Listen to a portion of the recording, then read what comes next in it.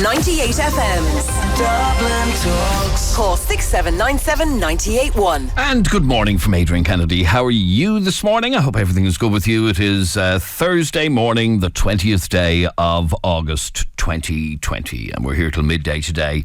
In just a while, we'll be following up on that story that we brought you yesterday about the dog attacks in Lusk, and a particular little dog who sadly passed away after being attacked by a dog that is on the dangerous dogs list, and that is an Akita dog, and absolutely savaged the little dog. Anyway, we will talk about that in just a while. But before that, I had a bizarre experience yesterday. From time to time here at the radio station, the boss might hand out branded products like we have mouse mats with 98 FM written on them, and you get 98 FM pens and maybe the odd hat or whatever, all kind of branded with 98 FM on them. I have a lovely 98 FM coat. But yesterday the boss came in and handed us a 98 FM branded product. And if you'd have told me a year ago he would hand me one of these, I wouldn't have believed you. He handed me a 98 FM branded face mask. Now, if you'd have told me a year ago that we would be wearing face masks, firstly, and then a face mask branded with 98 FM, and then me standing outside a supermarket with a sign saying I can't come into the supermarket without one on, I wouldn't have believed you. And I want you to have a think about that for 1 second. With everything that has happened to us this year, I want you to complete this sentence. If you'd have told me blank a year ago, I wouldn't have believed you. Send me a WhatsApp voice note just very quickly to 0877 98 98 98 and finish that sentence. If you'd have told me a year ago blank, I wouldn't have believed you. Send me a WhatsApp voice note to 0877 98 98 98. So, like I said, if you'd have told me a year ago that I would be standing outside a supermarket wearing a 98 FM branded face mask because I couldn't go into the supermarket without one on, I would not have believed you. I would have said you are bananas. Jeremy was saying earlier on, if you'd have told him a year ago that he'd have to have his temperature checked before going into the gym, he would not have believed you. Because when you think about it, a year ago, if somebody last August said to you, listen, you're going to have to get your temperature checked this time next year, you just wouldn't have believed it. Nah, you're mad. You're mad. You'd have to wear a face mask going into a shop. No, you're mad. Send me a WhatsApp voice note right now to 0877 98 98 98 and complete that sentence for me. Now, this obviously, the world we're living in now is very different to the world we were living in this time last year.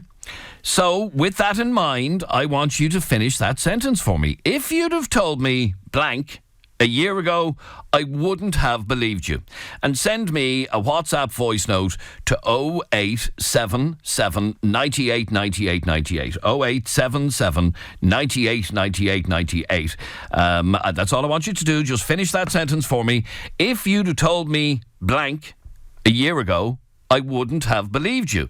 Here's the first WhatsApp voice note into us to 0877 98 98 98 from Will. Adrian, if you'd have told me a year ago that Paddy's Day was going to be cancelled, I'd have laughed at you. You would, wouldn't you? I mean, think about it. Our biggest national holiday, well, our national holiday, our biggest event of the year, St. Patrick's Day, the 17th of March. We all take the day, well, we all get the day off and we celebrate being Irish. Parades the length and breadth of the country, and it's a great day. It's a celebration of Irishness. But if you'd have told me a year ago that St. Patrick's Day was not going to happen, that there was going to be no 500,000 people lining the streets of Dublin, that local parades in towns and villages the length and breadth of the country would have no parade, that the whole of St. Patrick's Day would be cancelled, I wouldn't have believed you. Because I'd say, why? Why would you possibly cancel St. Patrick's Day? There, that's another example of something that if I'd have told you a year ago, you would not have believed me. Send me a WhatsApp voice note right now to 0877 98 98 98 and finish that sentence for me. If you'd have told me a year ago, so we're talking August 2019, if somebody said this to you a year ago, you just wouldn't have believed them. You'd say, no, you're mad. This is from Dennis. If you had told me this time last year that the Euros and the Olympics would be cancelled and that we would be watching the Champions League in August with no fans, there's no way I believe you. You just wouldn't. She wouldn't, Dennis. Like, everybody was all geared up for the Olympics in Japan and all the athletes were training. And if you'd have told me a year ago that whole thing is going to be scrapped, and like you said, that you'd be watching the Champions League in August, and that the Champions League would actually just be a direct knockout, that there'd be no home and away legs, you just wouldn't have believed it, would you? I mean, wars didn't stop sport. But this thing did. So if you'd have told me a year ago that the Olympic Games would have been cancelled and that the Champions League would be held behind closed doors with no fans in a knockout tournament in August, I would not have believed you. Keep them coming. They're flying in now. Finish that sentence for me. If you'd have told me a year ago, blank, I wouldn't have believed you. This is from Rachel. If you had told me a year ago that people would be fighting over toilet roll in the supermarkets, I wouldn't have believed you.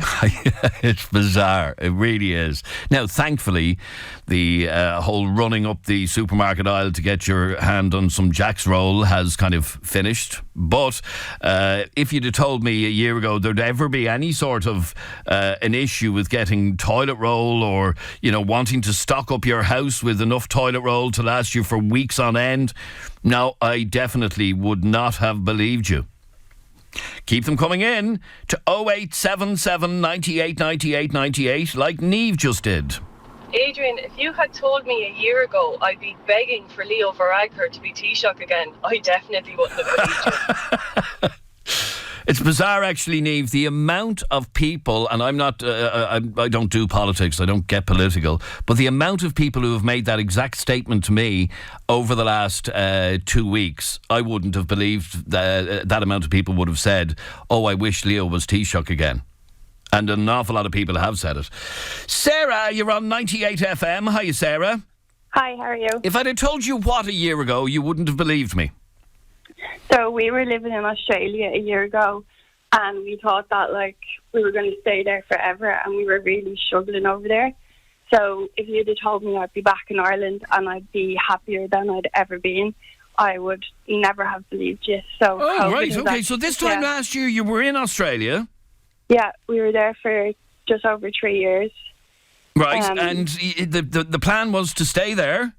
Yeah, and it was really hard, like battling with visas and like just everything was so expensive over there and just trying to get ahead.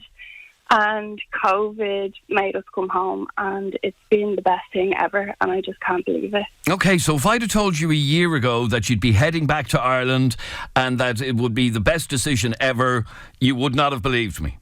No, I would have laughed at you. So in terms of coming home, when did you come home? We came home at the end of April. At the end of April, okay. So you were stuck in Australia during their lockdown and obviously people had issues getting flights out of Australia and all of that. But you eventually got home? Yeah, we literally had like a week to decide and a week to move like our whole lives back over here. So you did? And everything going great? Like, it's going amazing. We're just so happy here now. Have you got a job and stuff since you came back? Yeah, boat work and everything. So excellent. It's great. Excellent. Yeah. That's fantastic. That's great news. All right, well done. Yeah. So if I'd have told you a year ago when you were in Australia that by April you'd be back home in Ireland and you'd be happier than ever, you would not have believed me. Yeah, never. All right, great story, Sarah. Thanks very much indeed. Thanks. I want you to finish that sentence for me. If I'd have told you a year ago, blank, you would not have believed me. So put yourself in the mindset of where we were last August, if you can remember. And if I'd have told you blank a year ago, you would not have believed me. Here's Susie. If you'd have told me last year all the pubs were going to be closed, I would have laughed at you. You would? You absolutely would. Stacey. If you had told me this day last year, today's my birthday, that I couldn't go to a pub or a nightclub, I wouldn't have believed you, without eating food, obviously. No, you just wouldn't. So for your birthday last year, I'm sure you went out celebrating or whatever. This year, that celebration is much more muted. You wouldn't have believed that you wouldn't be able to celebrate. You wouldn't. Peter, you're on 98 FM. If I'd have told you what a year ago, Peter, you wouldn't have believed me.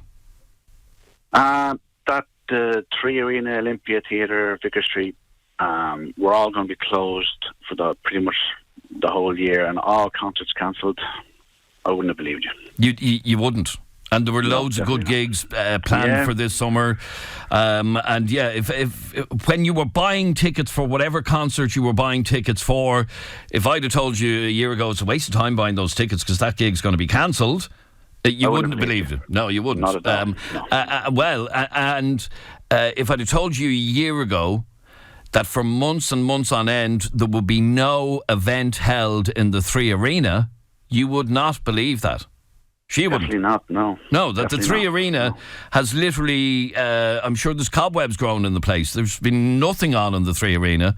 Now, the big tower blocks beside it are still going up, but there's nothing on in the building itself. Bizarre. No, exactly. No, I wouldn't have believed that either myself, I have to be honest. And in fact, Peter sent, that's you, sorry. Alison sent me this. Did I play this one? If you had told me a year ago that the kids were going to be off school for 6 months, I would have signed myself in somewhere for 6 months.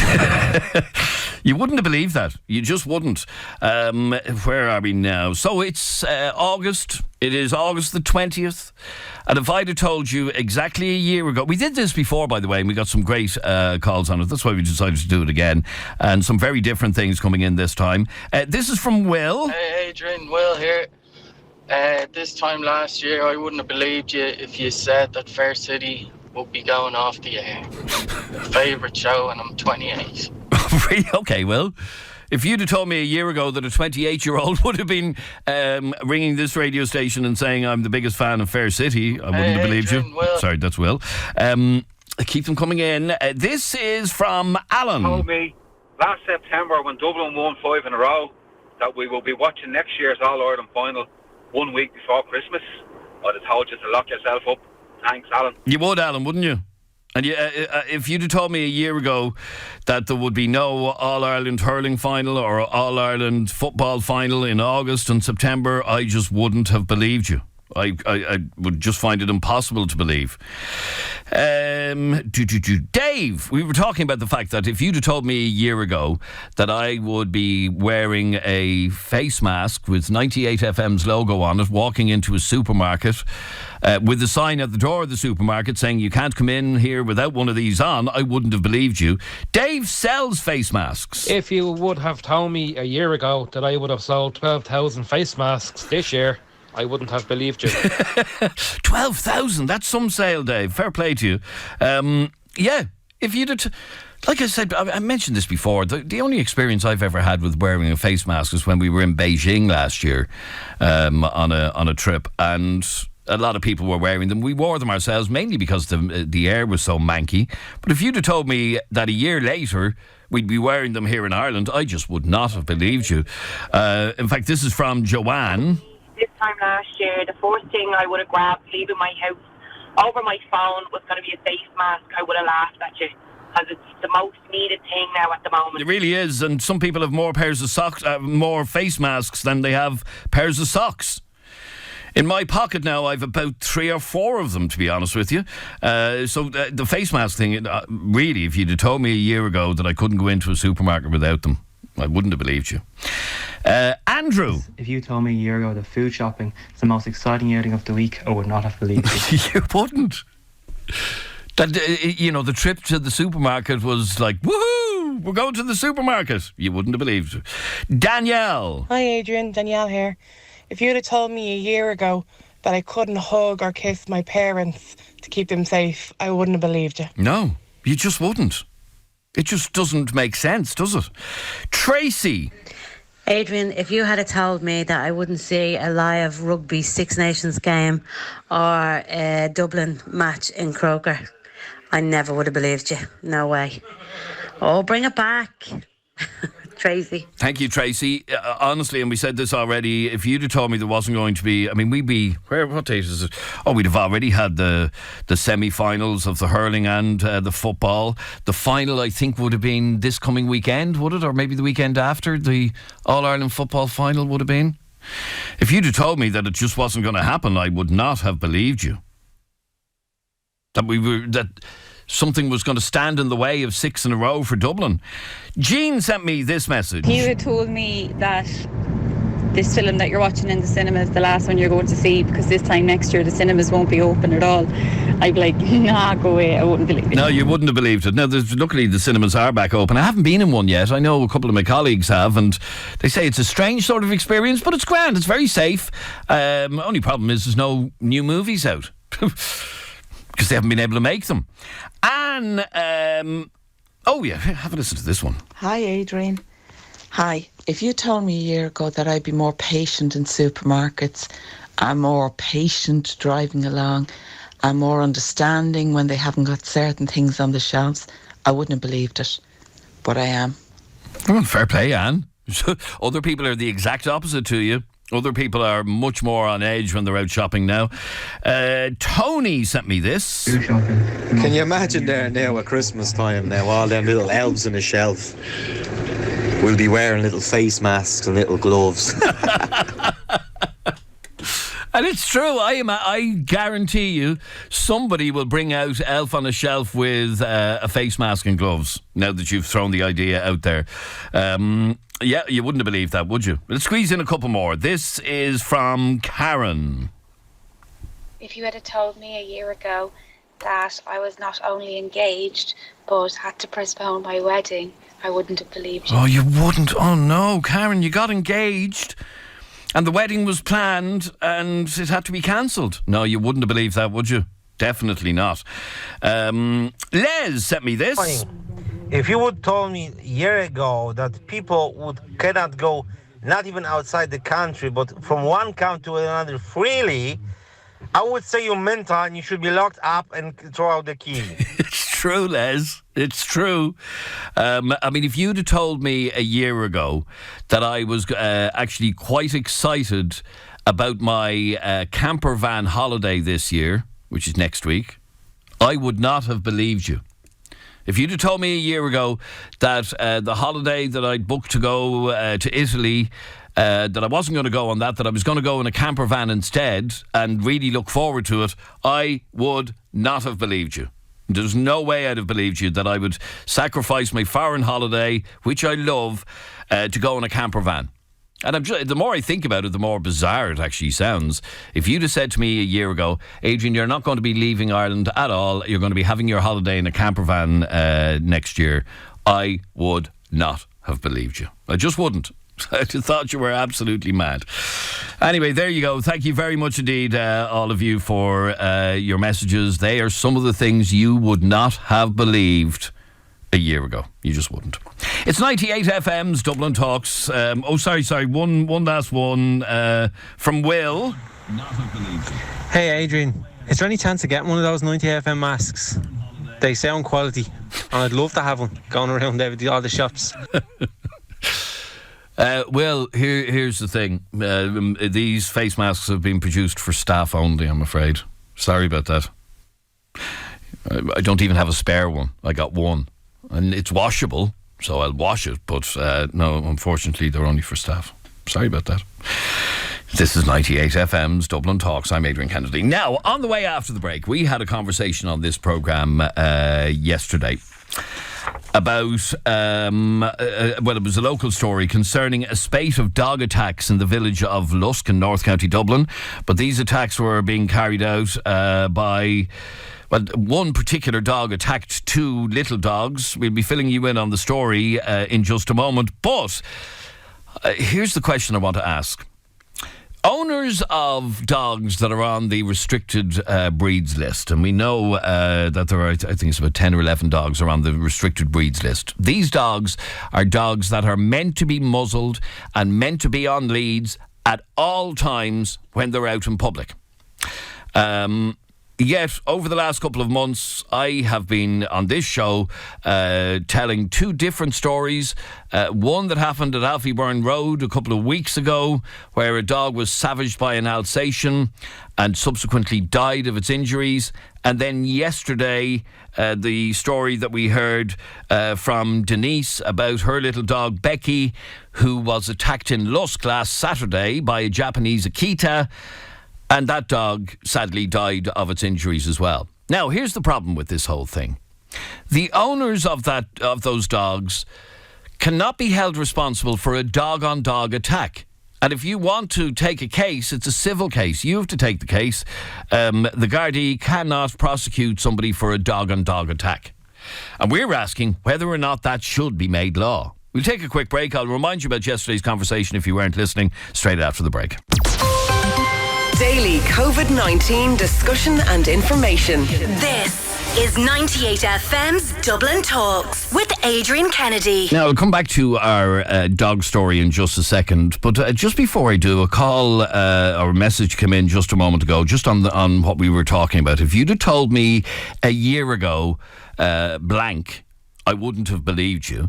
And I really wanted to take this call from John. John, if I'd have told you a year ago blank, you wouldn't have believed me. What's the blank? So I'd get COVID-19 and somehow survive it, yeah. So you contracted COVID-19 along with 26,000 other people here in Ireland back in April. Yeah. True, and yeah. Tell me about the experience. It was brutal, to be honest with you. Like I came on as a head cold sort of thing, and the aches and pains, and just it was horrible. It was absolutely horrible.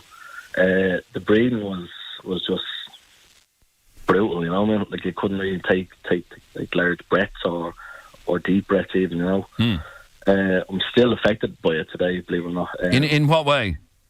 In terms of breathing, see, like I do a bit of cycling, and I'm, you know, like I used to stop after probably 7 or 8k, but now I'm finding myself stopping after nearly 2 or 4k, you know, and it genuinely feels like as if there's a person standing on your chest at all times. And this is 3 months later? This is 3 months later, yeah. And the only medication you're told to take is the paracetamol thing, you know.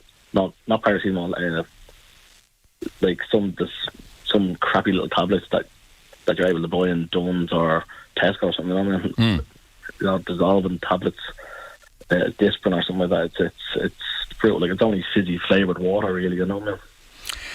So, once again, if I'd have told you a year ago that you were going to contract this new mystery virus and you were going to be very sick and have lasting effects from it 3 months later, you just wouldn't have believed me. Definitely not. And clearly, if you're out cycling on your bike, you're fit enough. You sound young enough. What age are you? I'm 36. Right, 36, and still affected from it. And do you know how you got it? Or where you would have picked it up? I haven't got a clue. I haven't got a clue. No. As a lot of people don't. A lot of people have no idea where they got it from. Right, so you're obviously...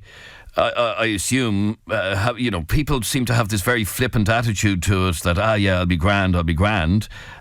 You're saying that 3 months on, from having contracted it, you're still breathless, you still are feeling the effects of it. So it wasn't just a flu, it's much worse than that. Yeah, that is true, Scott. And the last few days, where the temperature has been like a bit heavy and warm, you know, like those days really not stuffing out, you know, like it was really hard to breathe in them days, and the fact that the job I'm in, I have to wear a mask pretty much here and there in the job, you know, and the mask is even hard to wear, you know.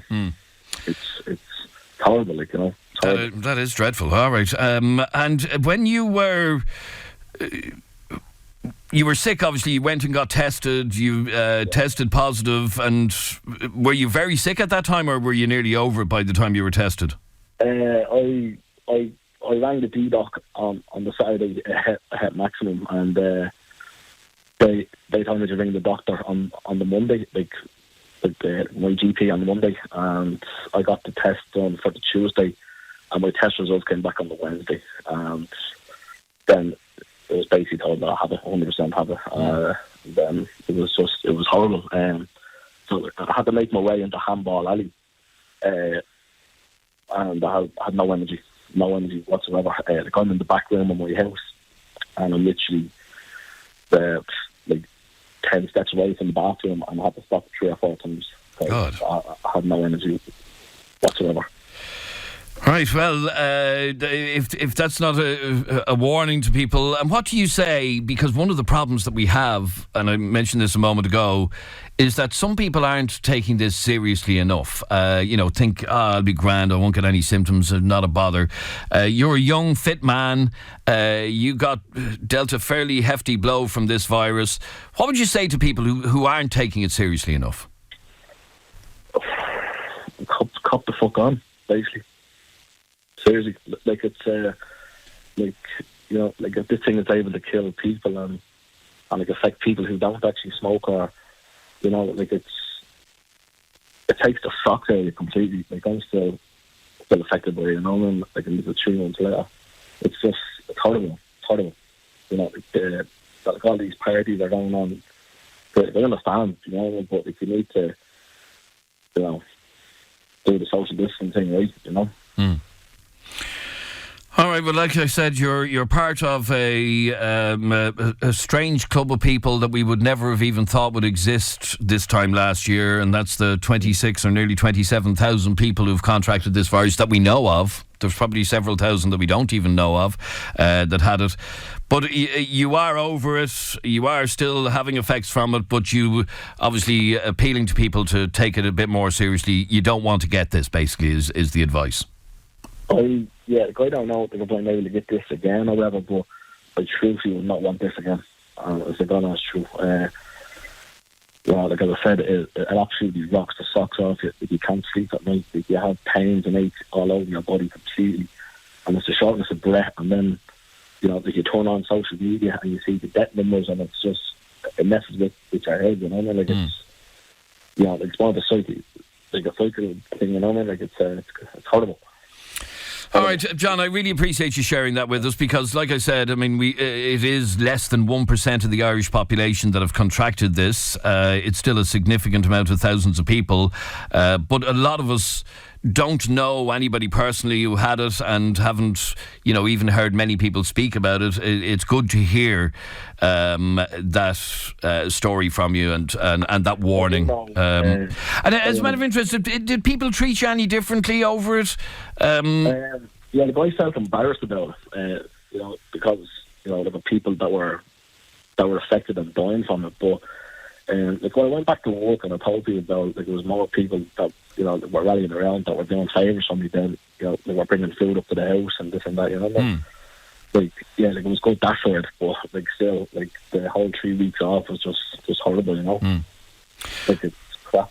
All right, John, I really appreciate you sharing the story with us, and it should act as a warning as we're in a situation where cases are rising, more people contracting it. You want to try and avoid this at all costs, basically. Yeah, as well as that, the financial thing about this as well, you don't qualify for any payment once you get this, the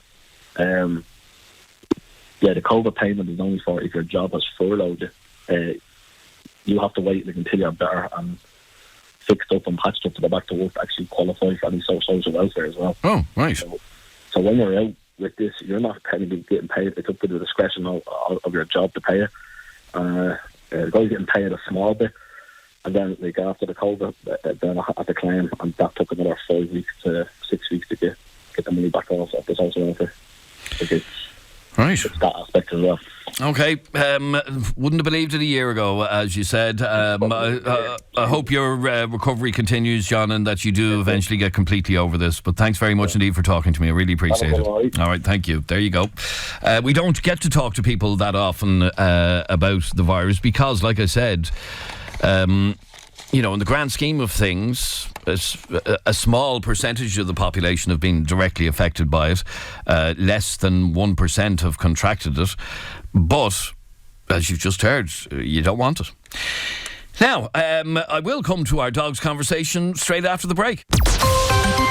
Up to date coronavirus discussion for Dublin. This is 98 FM's Dublin Talks with Adrian Kennedy. Now, yesterday on the programme, we broke a local story concerning a spate of dog attacks in the village of Lusk. But these attacks were being carried out by another dog. So we spoke to many local residents on the show yesterday, including two whose dogs were attacked by the same Akita dog that was off its lead. Let's have a listen back to what we heard yesterday, for those of you who may have missed it. This was Denise speaking about her little dog, Becky. And by the way, just to put the size of this little dog into context, this dog is a Jack Russell Chihuahua cross, and it's tiny, or was tiny. Have a listen to this. No, have a listen to it now. On Saturday morning, I took my dogs to a little park in Lusk, where I live, where I go twice a day with them. And I was walking along and I bumped into another dog owner. We were chatting, and the other dog owner turned and said, "Where is this dog coming from? Oh my God." And I turned, and this Alkeisha came and jumped on my other dog, Taz, and grabbed his leg. And because Taz has long hair, he got away from him. And I turned. I was trying to get him off Taz, and I turned, and he got Becky. And he completely mauled her. And we then seen the owner, and the owner was just strolling across the green, and we were screaming for help to get this dog off my little Jack Russell. She was savaged. I brought her straight to the vets, and she had to have surgery. And she got out that evening. The vet thought she was going to be okay. And then at 11:30 that night, I was sitting here with her, and she stopped breathing on me. No. Yeah. So the vet reckons that one of she had about 10 puncture wounds, Yes, 15. I can see it. It's awful. And so he reckons one of them caused a slow bleed inside. She literally died in your arms almost. Yeah. I tried to resuscitate her and I couldn't. And the law, I have tried looking into this to see what can be done. And because it's dog on dog, nothing can be done. And the owner cannot be fined because a Garda did not witness the dog off lead. Now, that was Denise talking to us yesterday. By the way, I've written about this in today's Herald, if you managed to get a copy of the Herald. And the point that I'm making in the Herald today is that it should be a prosecutable offence if a dog attacks another dog and causes serious injury or death, as is the case with this. Anyway, within minutes of Denise speaking to us, we got a call from Hannah, who's listening to us in New Zealand, of all places. Now, the dog didn't attack in New Zealand. This same dog, according to Hannah, attacked her mother's dog while her mother was out walking in the exact same area in Lusk last Saturday. And as I said, Hannah called us from New Zealand. So her name's Rosie. She's about 11, and she was just on her normal daily walk that she does every day. We keep her on the lead because, it's the thing you do. She lets her off the lead when there's no dogs around, because like that, you just don't know what other dogs are going to do or how it's going to turn out. But she kept her on the lead, and she said she was literally just about to take her off until she seen this dog run over, and it just grabbed her and just wouldn't let go. And she said there was another man that came over and was trying his best to help her to get the dog off. Sorry, I'm getting a bit choked up. And then she said the owner came running over. Sorry, what was the dog's name again? Your dog's Rosie. name? Rosie, all right. Yeah. Sorry, the owner came over, yeah? Yeah, my mum said the owner came over, and she said he looked a bit shocked and upset because obviously the dog had just attacked a dog just before as well, so he's probably running around like, a bit manic as well.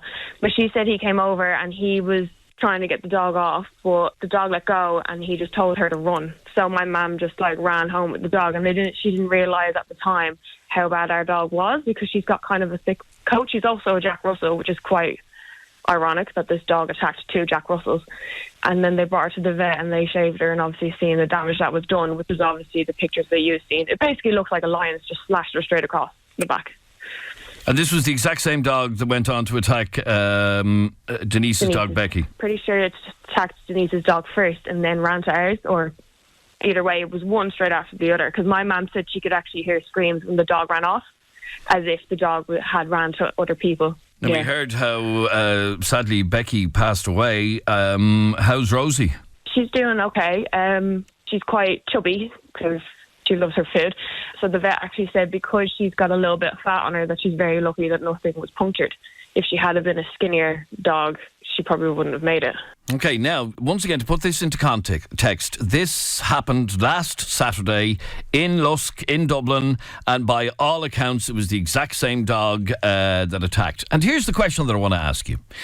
Should it be a prosecutable offence if one dog that is on the restricted breeds list attacks another dog? Because they're not meant to be able to. They're meant to be muzzled at all times out in public. They're meant to be on a lead at all times when out in public. The owner of this particular dog said, it escaped. But that's not good enough. It shouldn't be able to escape. It shouldn't be able to run out into a park and attack two other dogs.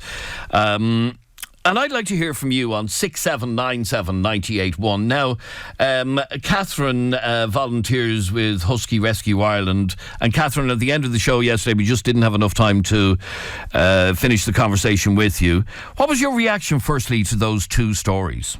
Oh, I'm as a rescuer, adopter of 4 American Akitas, and this is the key word, is rescuing, because I'm horrified and my heart goes out to both of those ladies. The Husky Rescue Ireland is appalled at the story. I was speaking to Andy before I came on today. But the key word here is rescue, because rescue centres vigilantly and stringently home check that the owner is suitable for the breed. Any fool, any idiot can go and buy a dog from a breeder. Breeders do not generally home check that I know of.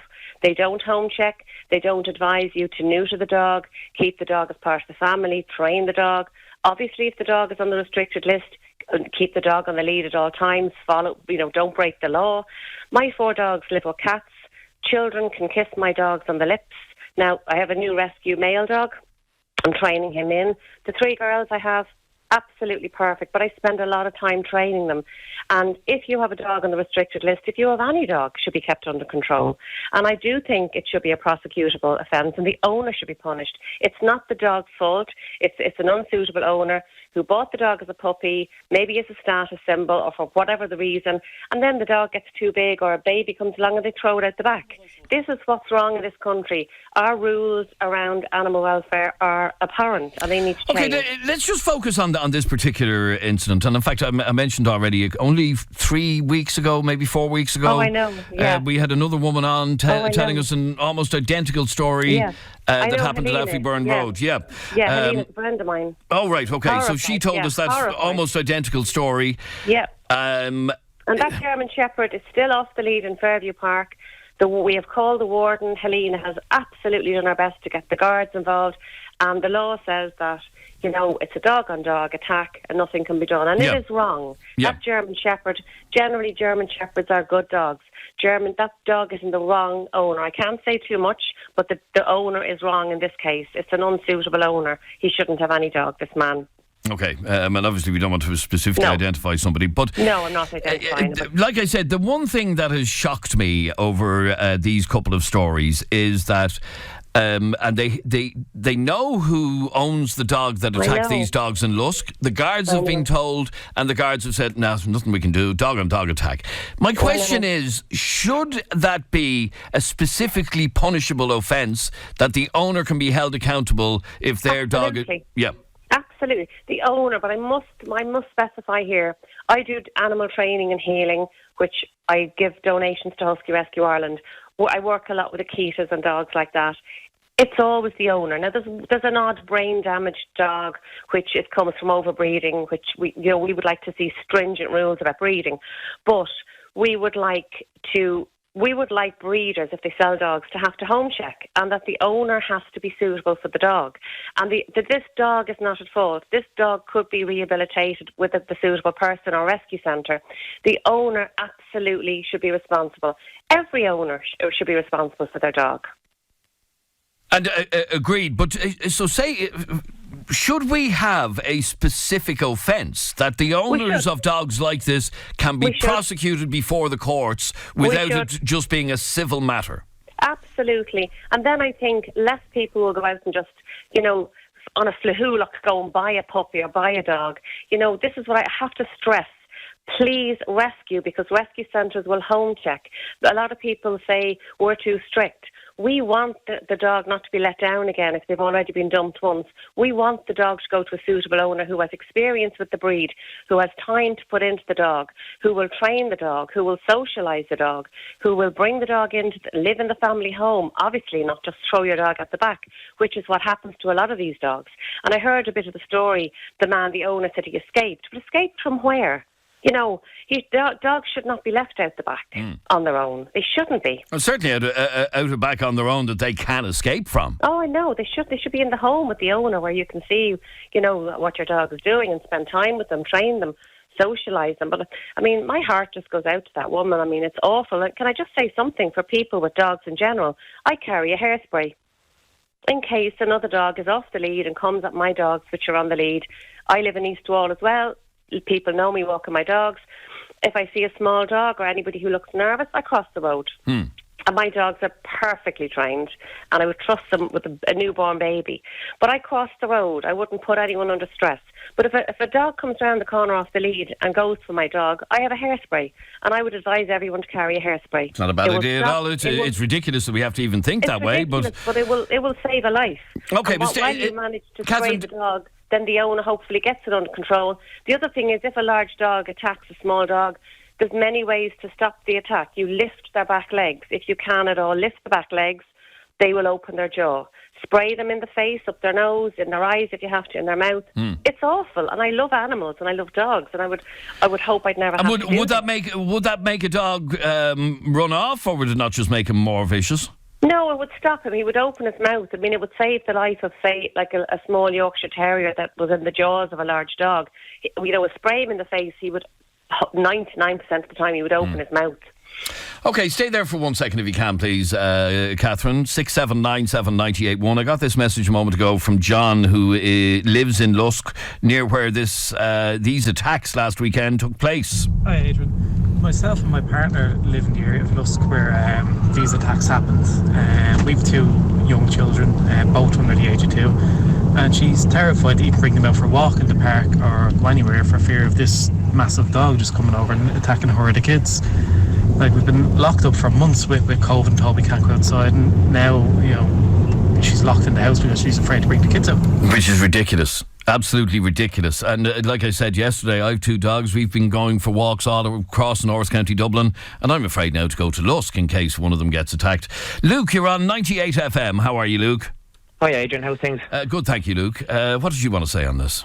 I suppose I'm fully agreed with, like, the owners happen to be prosecuted, but it certainly shouldn't be breed specific. Like, I'm quite passionate that I own a German Shepherd who's been attacked countless number of times by other breeds that aren't on the dangerous dog list. So if it's a case that you're going to just label a certain breed, I think that's totally wrong, you know. It should be a case that that's enough. It's not under control. You should be able to prosecute, you know. Okay, but we do have some specific legislation around a certain amount of dogs, an American Pit Bull, a Bull Mastiff. We all know the dogs that are on the list, and they are not meant to be in a public place without being on a lead, for starters, but more importantly, without having a muzzle on. Now, that doesn't apply to other dogs. It applies to this specific list of dogs that are meant to have a muzzle on. Now, had that Akita in Lusk had a muzzle on, this wouldn't have happened. Well, first of all, the dog shouldn't have been off the lead, which I fully agree with, and that owner should 100% be fully prosecuted. Like, that dog obviously attacked another dog previous to that, so the dog obviously had a history of aggression towards the dog, so it shouldn't have been in the park without a lead or without a muzzle. But again, my dog, a German Shepherd, like, he can walk off the lead, he can without a muzzle, and he's perfect with other dogs. And I use him almost as an education piece when I meet people with smaller dogs. So do you take him out without a muzzle on all the time? Yeah. All the time. Yeah, I bring him out with my smaller cockapoo. and without the lead. Well, I always have them on the lead unless I'm in a field that there's no other dogs or no other people. And if I see a dog with another person coming with a dog, I do take him off. I have him on the lead until I approach that dog on. And if that dog is on, I'm happy to take him off the lead. Okay, but again, I'm happy to do so. You're arguing that your dog is a wonderful dog and doesn't need a muzzle. Yes, that's exactly. But if I felt my dog was aggressive, any dog is aggressive, should have a muzzle. Okay, do me a favour, Luke. Stay on the line there for 1 second. I have to take a very quick break. I'll come back to you after that, and Taria, I'll take your call as well. 98.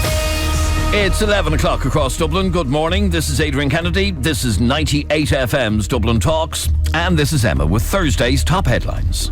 Thanks, Adrian. Good morning. A member of the National Public Health Emergency Team says there are still considerable concerns about the spread of COVID-19 in the Midlands. An EFIT meeting is underway to consider whether the lockdown in Laois, Offaly and Kildare should be lifted. A status yellow rain warning has been issued for Dublin that will last until 5 a.m. tomorrow. Met Éireann says heavy downpours and thunderstorms could lead to spot flooding, while a yellow wind alert will kick in this evening. Museums, cinemas, theatres and art galleries can continue to operate under the new COVID restrictions. The government's issued a clarification after confusion around the latest measures. And Dublin singer James Vincent McMorrow has announced he'll play the Olympia Theatre next year. Tickets for the gigs on April 17th and 18th go on sale on Friday week. And now you're up to date on 98. 98 FM's Dublin Talks. Call 6797 981. And good morning from Adrian Kennedy. We're in the middle of a conversation about what should be done, or do we need new laws to prosecute the owners of dogs who are allowed to go attack other dogs, and in some cases kill other dogs. This is a WhatsApp voice note to 0877 98 98 98 from Chris. Hi Adrian, I've had German Shepherds all my life. I've had him muzzled when I've been out on a walk, as he should be. He's fully trained, he's fully socialised around children ever since he was a puppy. He's absolutely brilliant with other dogs. But what I find is that gentleman just down there saying all dogs should be prosecuted is absolutely correct. I will stop using a muzzle because I could show you the scars down my dog's nose where he's being attacked off small dogs. And I'm sick and tired of it. And they say, well, they're not dangerous. It's been proven that a small dog bite is just as bad as a big dog's bite when it comes to biting children and other people. I would argue with you, Chris, though, that a small dog bite, yes, they're just as dangerous, but is not as likely to kill your big Alsatian. That's the point. Where a big dog, a big hefty dog, attacking a little tiny little Jack Russell Chihuahua, I mean, just think how small that is much more likely to inflict fatal damage. That's the difference. Where am I going now? Sorry, Catherine, just before I let you go, what's your reaction to hearing Daniel there, who was saying that he's a responsible dog owner, always has his dog on a lead, but his particular dog should have a muzzle, but he doesn't put a muzzle on him? Well, yeah, this is a very grey area. I think muzzles make dogs more vicious. That is my opinion, working with dogs and doing healing and doing training. I think if you have any doubt in your mind about your dog, it should be muzzled. But if you can trust your dog 1,000% and you've trained them and rehabilitated them and worked with them, I don't like muzzles. That's all I'm going to say is I don't like muzzles. But I do agree with the previous two owners. But Catherine, I don't like wearing a face mask on a bus, but it's the law now. I know.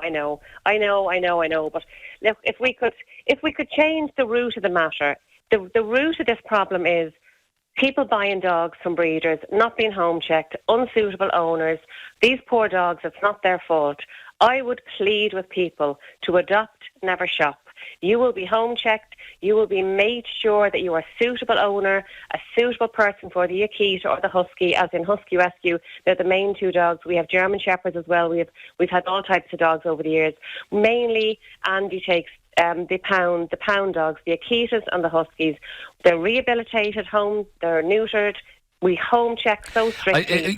But Catherine, the point here is, and I'm kind of surprised to hear you saying that you don't like muzzles on dogs. I have to be honest. I don't like them. But if I was in doubt, I would have a muzzle. But every dog owner is going to say, "Oh yeah, my dog is great."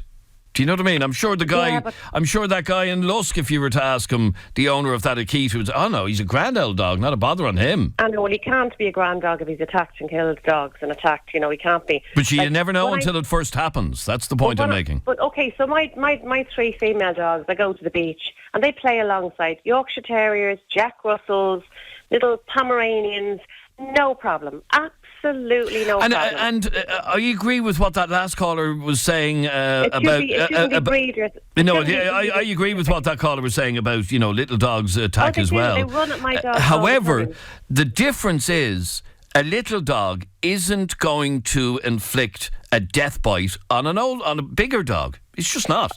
Yeah, no, I know that, but I still think it's down to the root of this problem is to make sure the correct owner has the correct dog. Not just let people go out willy-nilly, buy a puppy, and haven't a clue about the Akita breed. I've always had rescue German Shepherds till I found my first Akita starving on the street, and I learned about them. And I always find the wrong people have the dogs. It's 1 in a million dog is brain damage from the awful overbreeding we have in this country. Most of the dogs, it's the owner's fault. I actually train people to manage their dogs. Honestly. All right, stay there for 1 second, Catherine. Let me go to Taria. You had a similar incident in your local park, and what happened? Yeah, we did. So it was actually an Akita as well. Just multiple. Oh, sorry, Taria, your mobile is really bad there. Very hard to hear you. It was an Akita as well. Right. So I would normally be kind of anti-breed. It was the same situation. It was just attacking multiple dogs. Luckily, no dogs were killed. I personally took the decision just to keep out of the park at certain times because I didn't want to risk my dogs being attacked. But by chance, it attacked one afternoon when the community guards were there. So someone approached the community guards and they got involved. So they can be prosecuted. Like, the guy was told to get out of the park. I know people were mailing the community guard every time he came into the park. He was ordered not to go in. He was summoned. It got to the stage where the guard, he was saying the next step was going to be a destruction order, but people in the area kind of look at it was as petty that they didn't want the dog killed. But saying it's not, it can't be enforced. It can be enforced if you have, I guess, guards or there's enough people contacting the guards in the area about it. Right, but what I've learned over the last 24 hours is if one dog attacks another dog and actually kills the thing, that's not a prosecutable offence. A dog-on-dog attack is not a prosecutable offence, which I found bizarre, but apparently it's not. I think, if it's repeated attacks, then they maybe will if it's repeated, yes. And if there's enough people complaining about it, they will do something about it. Plus, if the dog is running around off lead, not muzzled, it is out of control, so the dog warden can do something. So I guess it depends. I feel at times they choose their battles. I drive through an area where there's always dogs running around off leads. They're travellers' dogs, they're other people's dogs. Yeah, we'll have the warden here every now and again in our park asking if we have licences. So I feel like they do choose their battles. All right, but stay there for 1 second if you can, please. Let's have a listen to this voice note from Mac, who is a dog trainer, but can't come on the air at the moment because he has dogs at the moment. Just listen to the show now. I wanted to text in. I'm a dog trainer. My company's called Good Boy Dog Training, and I wanted to address this very quickly. Yes, it's true that the human has a lot to do with it, but it's not always the human. It can be the dog. That's how genetics work. Okay? If you have a pit bull, and I love pit bulls, I love Rottweilers, I love German Shepherds, they're my favorite dogs. But if you have a pit bull, that dog has been bred to fight other dogs. That is how it works. That's genetics. It's in the dog's DNA.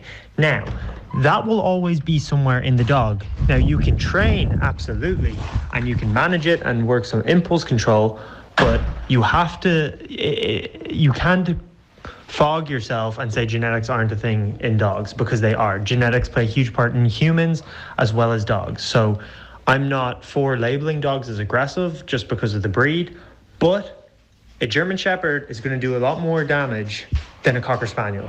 Simple as. And that was the point I made a couple of minutes ago, Mac, that a Cocker Spaniel is not going to inflict a death bite on a much larger dog. Vice versa, though, sadly, it has happened, and they're the exact stories we've been hearing. Luke, you're on 98 FM. How are you, Luke? Hi, Adrian. I suppose just in terms of that trainer that was just speaking there, in terms of a Cocker Spaniel then biting a German Shepherd, the dog's muzzled, is that okay then?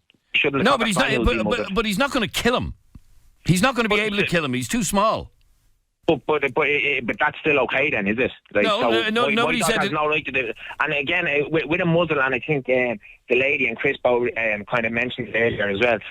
Muzzle. If you see my German Shepherd with a muzzle, in your mind straight away, you're going to feel that dog's aggressive, whether he is or he isn't. No, I'm going to think, there's a fella who's obeying the law. Adrian, they're out walking wood, like any people that I meet, whether they have small dogs, medium-sized dogs, or large dogs, my first impression when I go over with my dog is, are they okay to have a sniff? And it's about educating people on that. Not all dogs, pit bulls, Rottweilers, Jack Russells. The more trouble I have is with Jack Russells. Now, I do agree with your point that if a Jack Russell bites my German Shepherd, it's not going to kill it. No, he's not. But the other way, Shepherd. But Luke, the other way around is much more likely to kill it. Fully agreed. But that's if the dog's off the lead and it's not under control. But if a Jack Russell comes running over and bites my German Shepherd, as what happened a number of weeks ago, a collie in the Phoenix Park, with not on the lead, ran over and attacked my German Shepherd 3 or 4 times. Only that the owner didn't intervene, it walked off. But I had to intervene, and my dog didn't respond once with aggression. But like again, it always goes back to the German Shepherd or the pit bull. Had you muzzle on him? On my dog, no, but the collie was off the lead. My dog didn't interact with that dog at all, but that dog bit him fight. And what breed is your dog again? My dog is a German Shepherd, and I have a cockapoo as well. A German Shepherd, as you know, is on the list of dogs that are meant to be muzzled out in public. Yes. So why don't you do that? Because I know my dog's under control, and I'd have a muzzle on my dog if I felt that the dog was anyway inclined to be aggressive. My dog is 10 now, and I've interacted, as I think that lady earlier on who owns in the Akita Rescue, that my dog interacts with all types of dogs. And I have full trust in my dog. If I had any inclination that my dog was going to be aggressive... Luke, this is the bit I can't get my head around. The law doesn't apply to you then, does it not? No, the law does, but should the law not apply across the board then to all dogs, Adrian? Do you own a dog? I do own 2 dogs, yeah. And are they aggressive? They have had occasion to be, yeah. But they're never off a lead when they're out in public. And are they muzzled? No, because they're small breeds. They're both, I've a Pomeranian and I've a Jack Russell Pug cross. So if they bit a child, for instance, they wouldn't get an opportunity to, because they're never off the lead. They wouldn't get that opportunity. They still wouldn't get the opportunity. I'd reef them out. So my German Shepherd wouldn't get the opportunity because it's always on the lead. But he's meant to have a muzzle. Just like I have to wear a face mask going into Dunnes Stores. But that's across the board for everyone. It's law across the country. Everyone has to wear it. It's not just specific to a certain type of person to wear a mask. So why isn't it the same with dogs? So you don't muzzle your dog because you know him, you know his personality, he's grand? That's right. And if I'm going down even into instance to the vets, I would have the muzzle with me. I asked the vets, would you like me to put the muzzle on? The vets asked me, are you happy to leave it off? I says, I totally am. And they go in, they do what it may be. I feel if you have a muzzle on a dog, the muzzle should be on because the dog's aggressive. Whether it's a small dog or a big dog or whatever the case is. If your dog's No. You have the muzzle on the dog because that's what the law says. Then why doesn't your Pomeranian then wear a muzzle? Because the law doesn't say that. But then the law is wrong. That's just a fact. Again, it always comes back to the case, and that's so tragic about those two. But that Japanese Akita shouldn't have been in that park fully without a muzzle because the dog was aggressive and it was off the lead and it had attacked someone the week before. It can't keep going back to being breed specific about wearing muzzles. That's like saying certain people in our society should have to wear a certain type of clothing or something. It's so stupid. If your dog is aggressive, the dog wears a muzzle. But it comes back to what that lady had said earlier on. It's about owners that don't understand the breed and don't Luke, put the training in. If you're walking in a park and you see a dog with a muzzle on, do you automatically think, oh, geez, he must be an aggressive dog, that's why they have the muzzle on? Or do you think there's a very responsible dog owner who's obeying the law? No, my first thought would be that the dog would seem aggressive with the muzzle. That would be, if I'm being honest. So there's no need for this law. There's no need to protect society from these particular breeds of dogs, which, let's be honest, I mean, when I list the name of the dogs, they are some of the heftiest, in some cases, not in all cases, but potentially vicious dogs that we have. Oh, I have no doubt, Adrian, that the dogs that are on that list are totally capable of doing something. An American Pit Bull, an English Bull Terrier, a Staffordshire Bull Terrier. I know the breed very well, but I'm very passionate about the fact that if you have to wear muzzles except Luke's Alsatian. But hold on, if you're going to own one of these breeds, you need to put the training in, Adrian. Why should it be to breed specific? As you just said there, your primary is to bite them, but they're not off the lid. I didn't write the law. I didn't write the law. I'm on your show now to disagree with the law, to say that that's wrong. Why should it be a case that Jack Russell or, say, a Border Collie, who can just inflict as much damage on a child or on another dog? If that was a Border Collie yesterday, I don't think there would be as much hype around it. But it's because it was a Japanese Akita. But the Border Collie could have easily killed that dog yesterday. Sorry, Luke. I covered an almost identical story a couple of weeks ago, and that was a German Shepherd. Yes. How coincidental that both of these dogs happen to be on this list. I would be interested to see if you would put a poll up about the dog owners in general who's been bitten by a Jack Russell or has been bitten by a Labrador. But I do feel, and this is a personal thing, but I do feel it's always when a dangerous dog does something, even on your Facebook page earlier on, that dog there was a German Shepherd, you had the picture of showing aggression, when it was actually a Japanese Akita. That's fear-mongering in my mind. That's putting already into sight about dogs that, like, fair enough, they have the capacity to do something, but not all dangerous breeds like a German Shepherd are aggressive. If you take on the responsibility of one of those dogs, as that lady alluded to earlier, you need to put the time and the effort and the training in. Fair enough, there's always the capacity, but that's across the board with any dog. Okay, stay there for a second, Luke. And I understand your annoyance, and I understand that you trust your dog and all of that, but, and it's the but, everybody thinks their dog is a great dog. Everybody thinks they drive really well, even though we know the roads are full of crap drivers. Nobody ever admits they're a bad driver, and nobody ever admits, oh, my dog is a bit dangerous. That's the reality of it. But these laws were brought in because the breeds of dogs have a certain bite pressure or whatever the reason that they were put on that list and can inflict serious damage. Oh, well, I agree in that sense where my dog wouldn't be off the lead, though, in that case. I understand all that. The situation is where I suppose I have the most issue with. If I'm in a park, I won't have the dog off the lead unless the people around me, if they have other dogs, if they're happy for me to allow my dog off the lead, I will let the dog off the lead to socialise. Okay, stay there for a second. I just want to bring in some calls because there's huge interest in this. Stephen, you're on 98 FM. How are you, Stephen? How you doing? Now, you're angry over this. Why? Just what that dog trainer said about pit bulls. He says pit bulls were specifically bred for fighting, and that's completely wrong. If you look up the history of pit bulls, they were used in America to mine children while people went out and farmed their lands. They were originally called nanny dogs. That's what they were originally called, was nanny dogs, back in the 1800s. They were used to mine kids.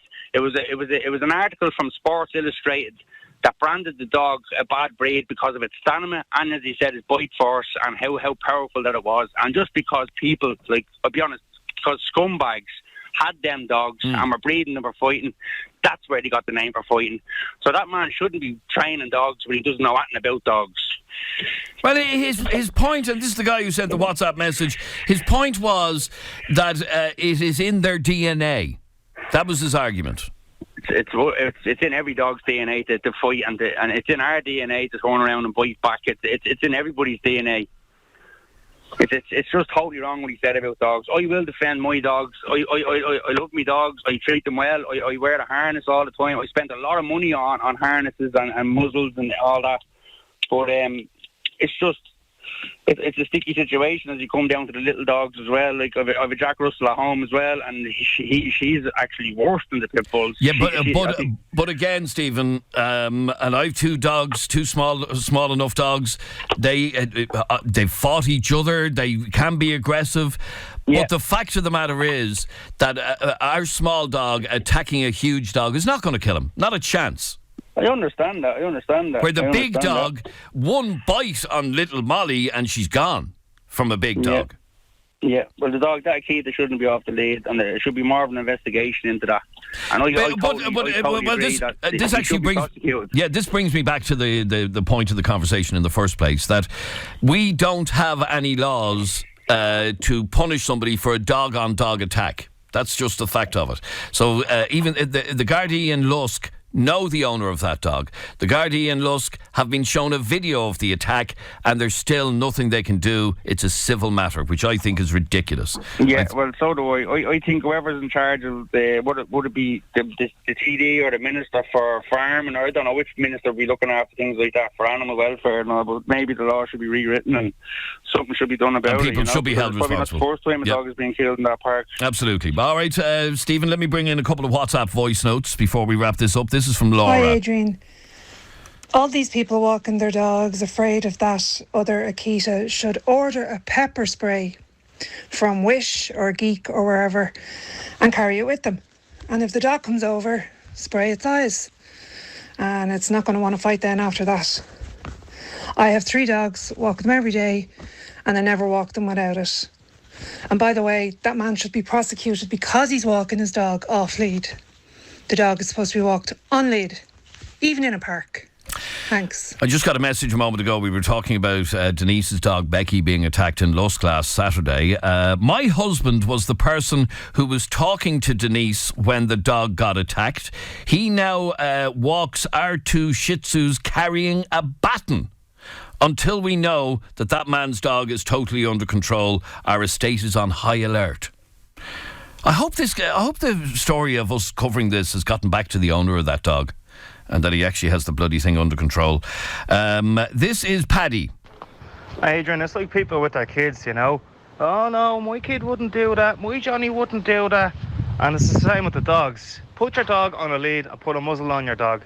If your dog is out of your control, you should be held responsible. End of. All right. Somebody else texted in, spray the owners with pepper spray. Oh, that's very tempting.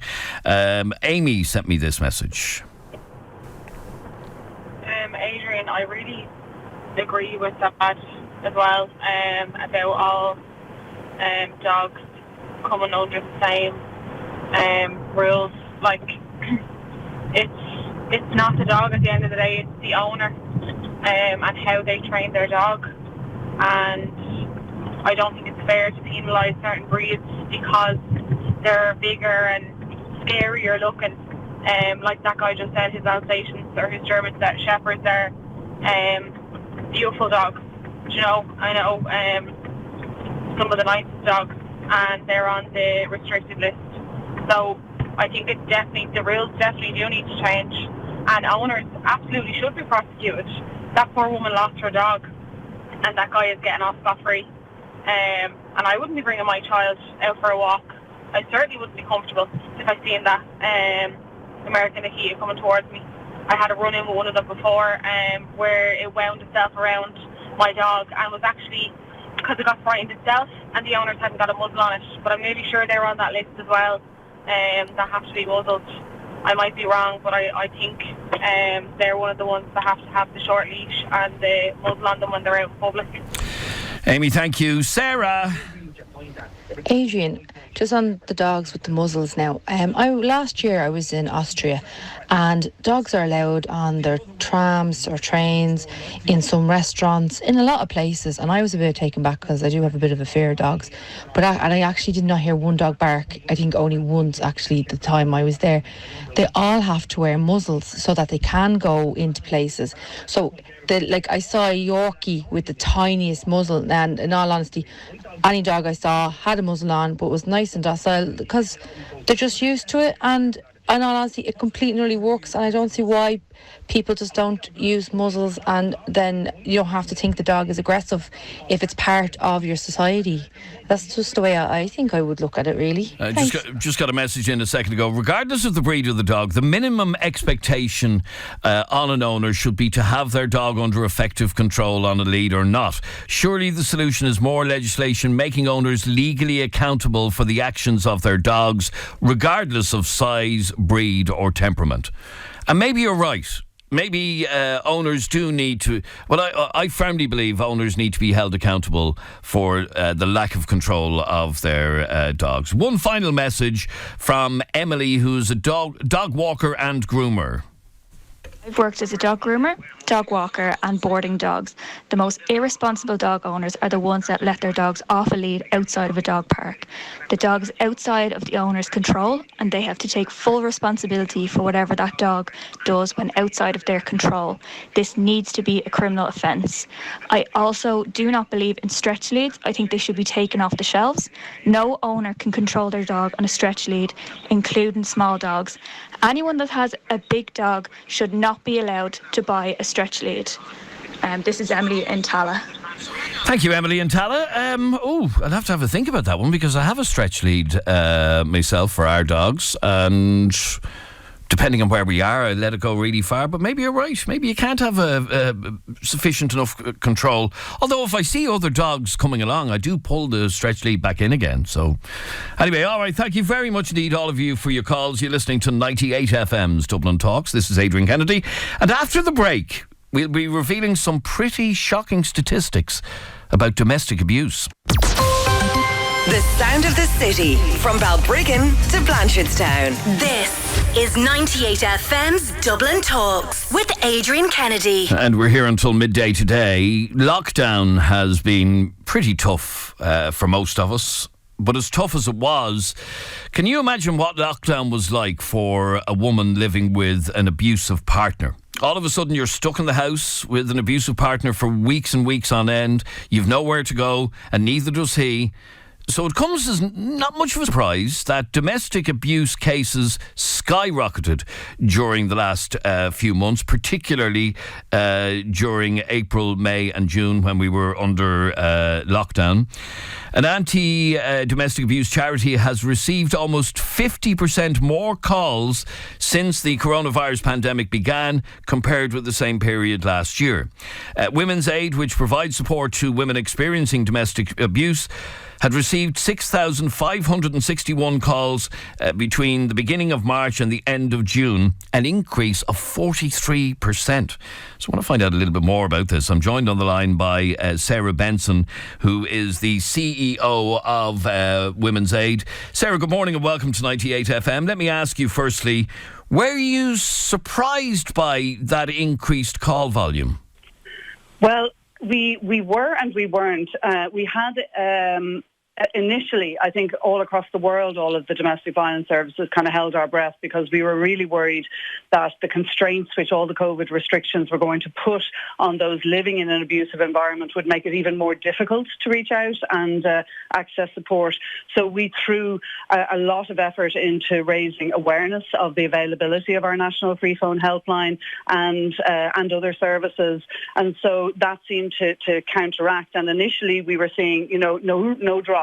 And then suddenly we saw a real surge. And I think part of that was not just that, we have such a huge epidemic of domestic violence anyway before COVID-19, but the actual circumstances of COVID-19 were exacerbating things enormously, and there was a huge need to kind of try and reach out as safely as possible to get support, to get information. So we were surprised when we ran the numbers just how much the increase was, but at the same time not surprised that this has caused a much more acute situation for those living with domestic abuse in their homes. Now, obviously, without being specific about cases, what sorts of calls were you getting? Was it all related to the fact that the abusive man had no pub or workplace or bookies to go to? No, I think it's important again to say that domestic violence was a pandemic of its own far before this particular virus came along. And what we are hearing from was both those who were currently in abusive situations where, for example, additional abusive tactics might be brought to bear. For example, we had some women who had immune-compromised systems where their abusive partner was deliberately coughing in their face, refusing to wash their hands, causing anxiety through that. And at the same time, yes, there was that really serious situation where either the women themselves might have sought respite through, for example, work, or, you know, when the children were at school, or their partner might be out at work as well. And everybody being thrust together in the house at the same time absolutely created a more aggravated situation. And of course, people lost their jobs. So kind of economic abuse, poverty, all of those things certainly exacerbated. We had women who suddenly maintenance, for example, wasn't being paid where it was post-separation. So the abuse was already there, but what was happening was certain things were enhanced, and then certain circumstances which came from the pandemic were making things even worse. Now, the figures that I mentioned at the start refer to the kind of lockdown period. Now, since restrictions have been eased somewhat on our movement and so on over the last couple of weeks, has your subsequent call volume dropped? I can't answer that question, as we will run those numbers. What we have is our figures up to the end of June, which is what we've commented on today, and it will be interesting to see. But I suppose in the round, we're also launching the 2019 annual report today, and what we had already seen between 2018 and 2019 was a nearly 10% increase in demand to our services in the normal course of events. So while we might see a slight drop-off, I think what the picture is showing is that demand for support for services is increasing. There's, you know, a few reasons why that might be happening. You know, last year we did see the enactment of the domestic violence legislation, which expanded protections to people in dating relationships. We had the new criminal offence of coercive control, which was very helpful in highlighting the fact that abuse does not always have to be physical. In fact, in many cases it isn't, but it is still no less devastating and dangerous. And that public conversation has opened up. But at the same time, I think in addition to the restrictions of COVID-19, we also are highlighting today an independent survey we contracted in 2019 online of people who had survived abuse, and they were asked, we wanted to know, where do people reach out to for help? Who do they contact? What's helpful, what's not? And we also asked of those who said they didn't ever seek help, well, what were the barriers there? And of the quite large sample we had, nearly 1,000, a third had never sought any support at all. And what I found just really jarring and saddening was the number one reason that they said they did not seek support, with number two being fear of their abuser. Number one was fear of people knowing what was going on. And then a large proportion also said they felt they might not be believed. They felt there was a stigma attached to it. And so I think that points to the fact that we've almost a shame factor about reaching out for help.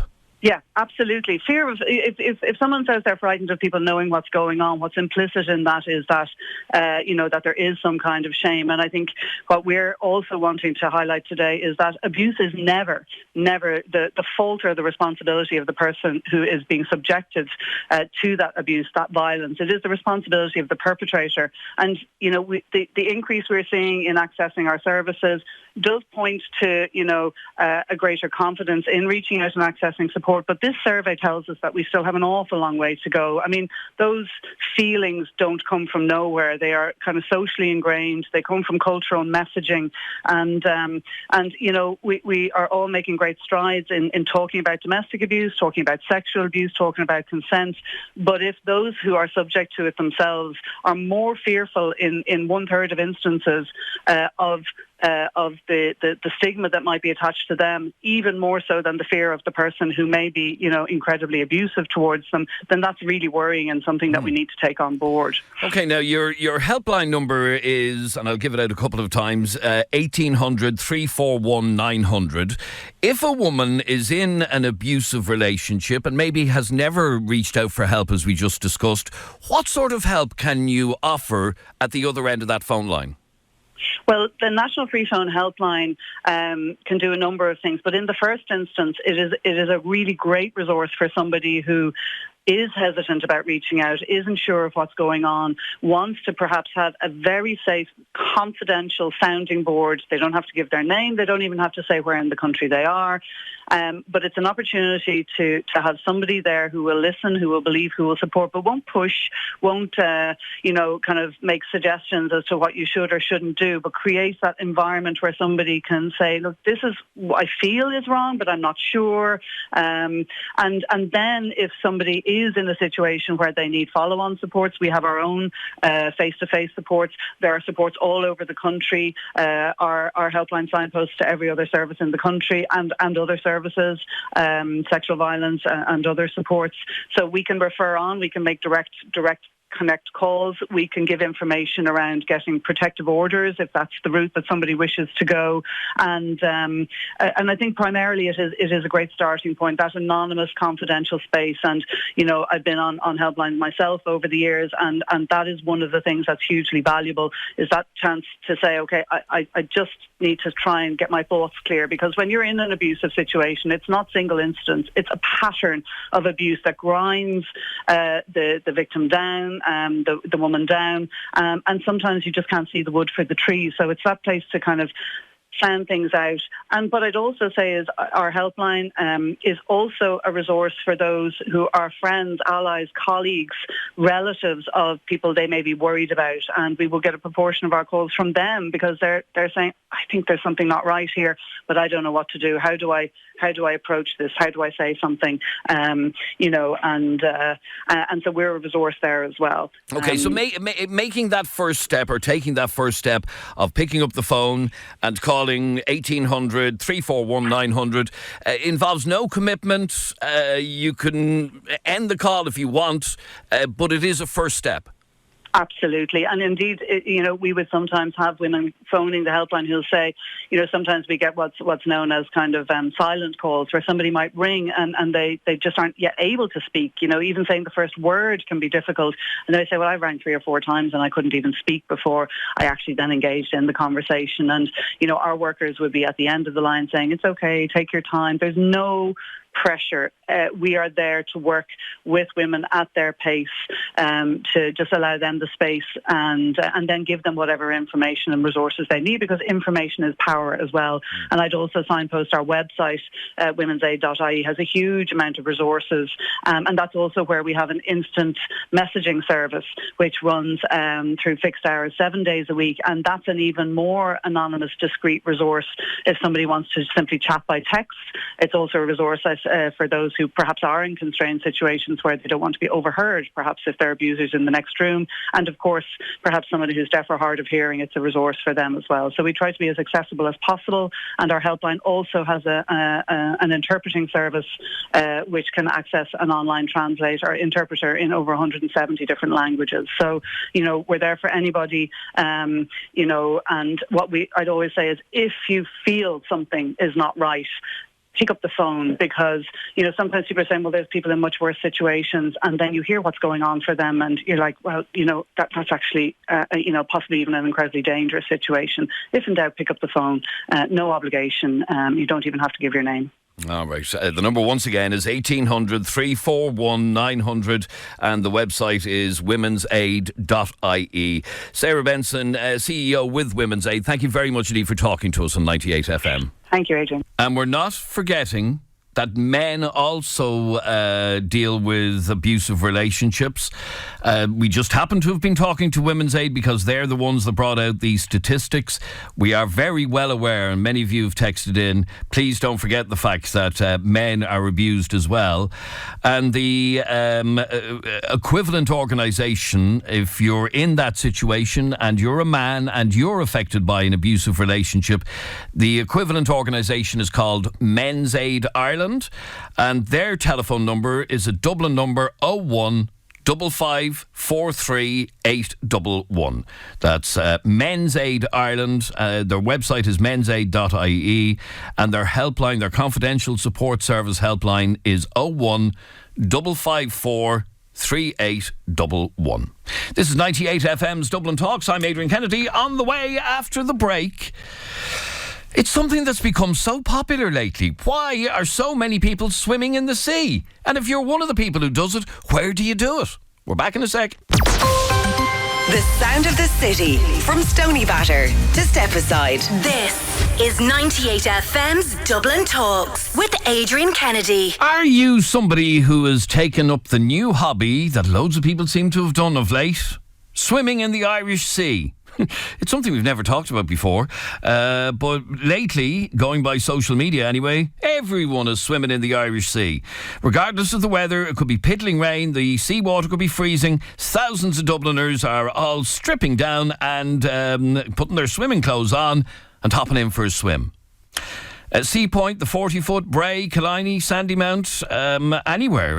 In fact, Portmarnock Way, loads of people are in swimming. And in fact, this was highlighted to us yesterday by a guy called Craig, who texted the show as he was walking by Sea Point. He has a simple question to ask: what is the deal? Here's what he wrote to us yesterday. Lads, you need to talk about this. I'm out for a walking by Sea Point, and there's about 50 lunatics in swimming. It's Baltic out. What is the deal with everyone obsessed with swimming in the sea now? What's the appeal? You couldn't get me in there kicking and screaming. It's madness. How can that be enjoyable? It reminds me of Jack at the end of Titanic getting hypothermia. You need to talk about these lunatics on your show. Now, Craig, I'll tell you, I'll have you know, my own daughter is one of those lunatics who, since April, has been in swimming several times a week on Bray Seafront. I even got in myself a couple of weeks ago at 7 o'clock in the evening, something I'd never done before. And guess what? I enjoyed it. I actually loved it, to be honest. If you're somebody who regularly swims in the sea, send me a WhatsApp right now to 0877 98 98 98. Where do you go and what do you get from it? Send me a WhatsApp right now to 0877 98 98 98. Now, 98 FM's Brian Marr, who can be heard on this radio station later on in the evening, joins me on the line. And Brian, you are an avid sea swimmer. I would like to think so, yeah. Right, now I mentioned a second ago, I did it a couple of weeks ago with my daughter on Bray Seafront, way out of my comfort zone. Haven't been in the Irish Sea for years, let alone at 7 o'clock in the evening, but I did it and enjoyed it. And in fact, I'm already planning to do it again as soon as the weather clears up. What do you get out of it, Brian? God, there's a good few benefits that you get out of it. It depends as well if you're going for a dip or an actual swim. But it does kind of clears your brain. I know a lot of people who go down early in the morning to kickstart their day. Good cold shock of water helps you clear your mind, makes you feel good for the rest of the day. Like yourself, Adrian, just jumping in at the end of the day just to kind of, wipe any thoughts away from the brain that might be there. You forget about it pretty quick when you jump into 9-degree water. Okay, so you actually find it quite therapeutic, do you? I find, yeah, I do. I go out swimming. I like checking out a couple of the different places around Dublin. I go out for a good, maybe kilometre and a half swim. And during that swim, the only thing you think about is swimming. So you forget about everything that's going on. I like stopping. This morning I was down swimming in Sea Point. It was raining, but when I looked back in towards the shore, it was sunny at the shore and there was a rainbow, and you just sit there and you're like, this is a bit mad now. I'm in the sea and this is all that matters, Now, people, always claim that the Irish Sea is absolutely Baltic. It's freezing. And I was looking... It is, yeah. It can be. But I was looking at the temperatures for the Irish Sea the time I actually went in for a swim a couple of weeks back, and was surprised to read that in August and September, the Irish Sea is over 15 degrees. So that's... you'd be happy enough walking the street at 15 degrees in a T-shirt. So it's not... that bad, is it? No, today, actually, I didn't find it that bad. Sometimes you jump in, it takes your breath away for the first couple of minutes. That's the part that really scares people, is just that initial cold shock. But honestly, your body does acclimatise to it pretty quickly within at least a minute or a minute and a half. And then you'll see people, especially down in Sea Point, who might never have done it before, tiptoeing in and doing their shrieks and screams, and then they get in and you can see them then bobbing away there. I have to be honest, that was me down Bray Seafront a couple of weeks ago. I heard you, I went up to my waist and stood there until my... that's the tough part, until my numb legs came to normality, and then I just went... But then, once I got in, I was in for half an hour. It was... Well, especially when it's right on your doorstep, it's good to do. I think that's where it came from. Obviously, the gyms were closed during lockdown, and people were just looking around. They weren't really allowed to go to parks and so on, but they thought, jump in the sea instead and do something. And then it is that kind of domino effect, people seeing it on social media and going, why are they doing that? I might try it myself. I'll go down and give it a go. And then they do it, they enjoy it, they go try it the next week, and then it becomes a bit of a habit to them. If you're somebody who goes sea swimming regularly, send me a WhatsApp right now to 0877 98 98 98. Where do you go and what do you get out of it? So you actually had a swim this morning, Brian, at Sea Point. A little bit choppy today, I'd imagine, with the wind, is it? It was, yeah. It was a bit more than I expected. I didn't go as far as I was planning, just because I was swimming against the current and my arms were feeling it this morning. But it still got in, did it. It felt great when I got out. Having a nice coffee now to warm up. And the one thing that I do know about the sea, and I was talking about sea temperature, even though we had horrible weather yesterday, it doesn't make the sea any colder. It still stays the same temperature, doesn't it? Yeah, and also when it's raining, it doesn't matter. You get in, you're going to be wet either way. So well, that's true, yeah. Now, there's no appeal for me getting in the rain, although my daughter tells me it's just as pleasant. So yeah. I was swimming in the Vico Baths there last week. Was my first time down there, and there was a seal in the water, and people were absolutely freaking out about it. But to be honest with you, they're so used to people down swimming in the area and so on. They generally keep a distance, and they're not. Like, I've swam a few times and they've come up and nudged off you, and that's all they're doing. Usually they're playing. It's if you kind of get a bit panicky with them that they might... They're not going to bite you or anything, are they? No.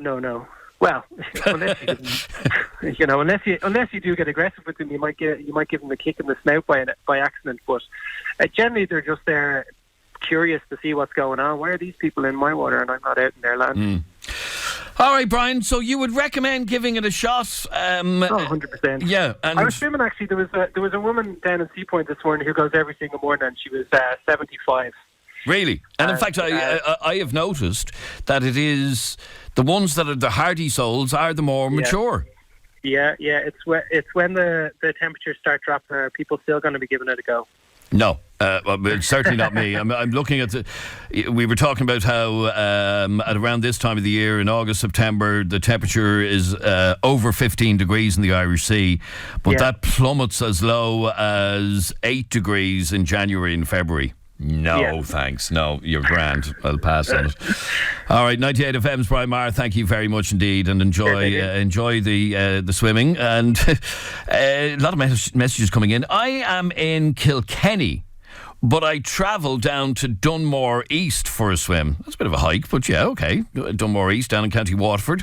And in fact, I will be there next weekend on my staycation. So I might, in fact, I will commit to having a sea dip in Dunmore East next weekend. Mark sent me this WhatsApp voice note. He loves sea swimming. Hi, Adrian, Mark here. I love the sea. We went down to Dunmore East there in Waterford on Friday and Saturday, and it was overcast, but lovely and warm, and you just can't beat the sea. It's so invigorating, and it's great for the head, great for your mental health as well, especially with all this lockdown. It's great to get out there in the fresh air and just be at the elements, it's great. Cheers, mate. Thanks. All right, thank you very much indeed. Kate. Hi, just listening to your show there. This is Kate. Myself and my 3 friends go swimming either in Greystones or Sea Point every single week for the last 2 months. We hadn't seen each other, and it was like an escape. Put the kids to bed, we go at night, and we absolutely love it. No matter what's happening in work or at home that week, it's like pressing the reset button, and you just feel, you look forward to it all week, and it just gives you a boost for a couple of days. Be loved. You have me convinced, Kate. Like I said, I've only done it once so far, but I'm going to do it again over the next week or two, and I did find it a great escape. It really was. Gary. Hi lads, went out to the Vico Baths in Dalkey last weekend with my daughters, 5 a.m. in the morning to watch the sunrise. Absolutely fabulous. Recommend it to everybody. Even had surprise visits from a dolphin. It was brilliant. Everyone should try it once in their life, at least. That sounds amazing, Gary, I have to say. I haven't been down around Vico Baths for years. Steve. Adrian, there's a group of women there out in Portmarnock, just across from the shops at the toilets there. They sit on the concrete and they swim all year round. I see them out there. I'm out there the odd time now, but they're there all year round. Yeah, well, as I said, the thoughts of doing it in 8-degree water isn't really that appealing, to be quite honest with you. But anyway, there you go. Thank you very much indeed for all of your messages. Give it a go. If you're able to swim, even if you're not able to swim, you just walk into the water up to your waist and dip down. But I enjoyed it and I'm going to do it again. This is 98 FM's Dublin Talks. Thank you very much indeed for listening today. We're back with you again tomorrow morning at 10 a.m. If there's anything you want to bring up on the programme, you can send us an email right now to dublintalks@98fm.com or a private message through our Facebook page, facebook.com/Adrian K and Jeremy D. Have a great Thursday. We're back again tomorrow morning at 10. Barry Dunn is next, and in the next hour he's got some great music lined up like these.